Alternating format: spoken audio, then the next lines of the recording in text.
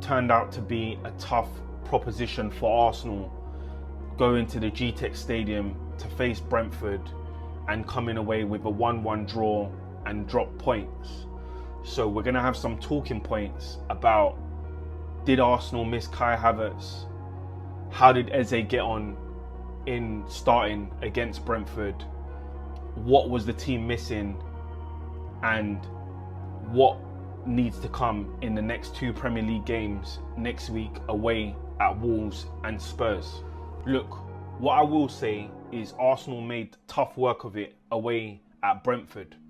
You could clearly see that Arsenal had a slow start, and from that it felt like Brentford gained confidence, and not the confidence they already need. As I said in previous videos, Brentford is a team in form, and they've just won 2 games away from home to Newcastle and Aston Villa, who are very credible opponents. Arsenal didn't go and do their job from the first 20 minutes, and that is to stifle the fans and quieten the stadium. Instead, it allowed Brentford fans to get louder and feel that they could have taken the match to Arsenal, which then proved pivotal in how the match actually turned out. It became a very physical match, a very direct match, a match full of duels, and it became a bit hard for Arsenal in the first half because they couldn't play their football. A lot of the players that needed to get onto the ball struggled. The likes of Eze, who got hooked at half time, maybe because the manager had trust issues, or Eze is lacking still in confidence from previous matches. Looking at the physicality of Brentford, you could see what they set up to do. They're the masters of what Arsenal have been told they are, which is set piece FC. Brentford caused Arsenal issues in throw-ins, corners, even free kicks. Everything they were fighting for, and they're well organised. Brentford, in terms of that, they are the team that is known in the league originally for set pieces, and boy did they cause Arsenal a huge amount of issues.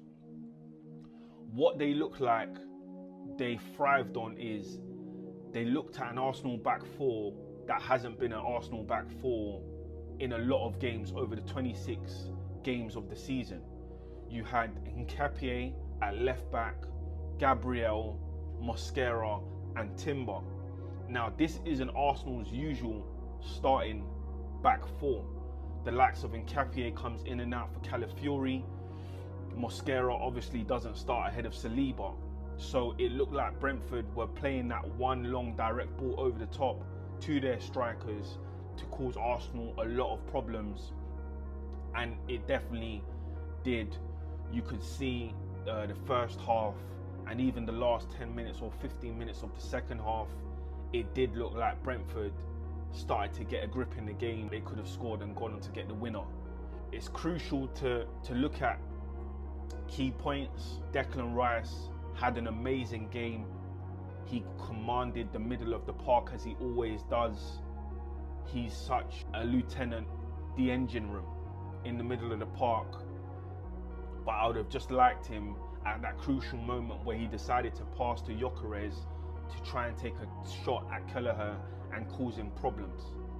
Nevertheless, he had an amazing game, and he is right now is having a season of all. Could tell and could feel the spirit from him that he wants to win all these games, and it means a lot for him. Arteta, in the grand scheme of things, made the right decision to bring off Eze, as he wasn't having an influence on the game and they couldn't get him on the ball. What we realised in the second half was a huge difference, and Ødegaard, with a man on a mission and something to prove, he came in and he got on the ball and started playing with Gyökeres, started playing with Trossard, started playing with Rice, Zubimendi, started conducting things, one-touch passing. It was smooth stuff. At one stage, I was sure Arsenal were going to go and get another goal, which they should have done and killed off the game.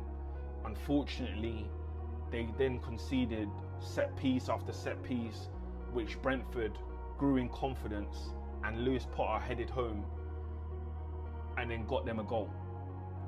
It became 1-1. And in the end, Arsenal are deriving back at old habits. We saw it with Man United, and we saw it creeping again at Brentford. Declan Rice even came out in an interview after, and he said, look, if we don't win, it's crucial that we don't lose, because that point at the end of the season could be all the difference. Brentford isn't an easy ground to go to and win. But let's not make excuses here.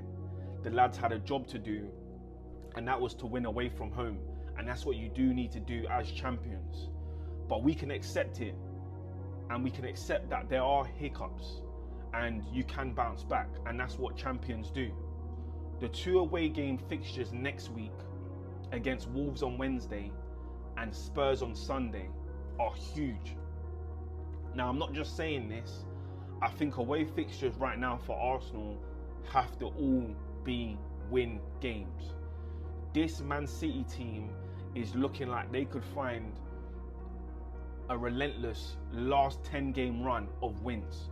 Now, Arsenal need to win those games. That includes going to the Etihad and playing like it's a cup final. I want to see that from the boys, and I do believe that they will deliver that performance. One of the things that the media is trying to do is spice up this title race, and it sells. A title race sells. Who wants the Premier League to be summed up by March or February? These things matter, but all that matters is Arteta's voice in the changing room. No one else, no outside noise, no distractions. This is a club, my club, who hasn't won in over 20 years, and it's never going to be easy to win your first title after 2 decades of not winning. This is just crucial for them to stay focused, because after the 2 away games is the running, and that's the 10 games that matters. Our destiny is in our hands still. Remember that. We win all our games, and we even go and get a draw. I'm not saying that I want a draw at the Etihad. We've won the league. That's the main thing. Arsenal need to focus on winning all their next couple games in hand, game by game, and then move on. Looking at the squad, Saka's cameo, it wasn't a great cameo. You didn't really see him get on the ball. By the time he came on the pitch, Brentford were dominating play, so we didn't really get to see much of him. What I would have liked to see is Arteta make that substitution of Timber for Ben White. And I think at the stage of them two coming on together, I think it would have switched the whole dynamics of the right side, and Arsenal would have become less predictable. I think that was the game to do it. And I think Ben White does deserve some minutes, and it will be good to see if he does get some minutes in the FA Cup this weekend and maybe at Wolves away. I think Timber looked a bit tired towards the end, and you know, he could get a rest as well, you know, off the back of a serious injury couple seasons ago.